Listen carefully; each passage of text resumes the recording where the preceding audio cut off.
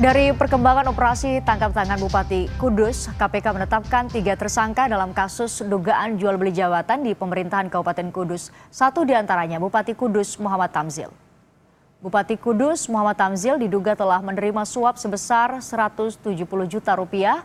Selain Bupati Kudus, KPK juga menetapkan tersangka lain yakni staf khusus Bupati Agus Suranto sebagai penerima dan PLT Sekretaris Dinas DPP KAD Kudus Ahmad Sofyan sebagai pemberi suap.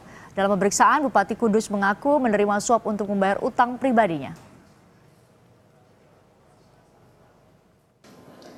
Kemudian setelah ekspos, KPK menetapkan 3 tersangka sejalan dengan peningkatan status penanganan perkara kepenyidikan, yaitu yang pertama sebagai penerima adalah MTZ, yaitu Bupati Kudus, kemudian ATO, staf khusus Bupati.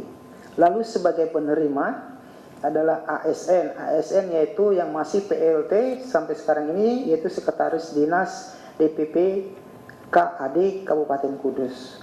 Kemudian barang bukti yang diamankan adalah 170 juta rupiah. Terdapat 4 instansi yang akan diisi, yaitu Dinas PUPR 1, kemudian Dinas Pariwisata, Kebudayaan dan Pariwisata, kemudian Dinas Badan Kepegawaian Pendidikan dan Pelatihan, lalu yang keempat adalah Dinas Kependudukan dan Pencatatan Sipil yang berada di Kabupaten Kudus.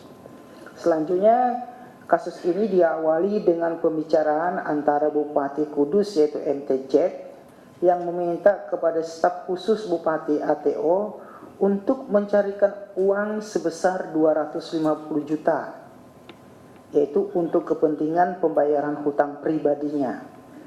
Apakah nanti ada hukuman khusus? Ini sebenarnya sudah kita bicarakan juga tadi pada saat ekspos. Karena memang kalau sudah berulang kali bisa ada, ya, bisa nanti tuntutannya sampai dengan hukuman mati. Tapi nanti keputusannya, ya, ini masih dalam pengembangan terus. Nanti akan kita umumkan setelah ini.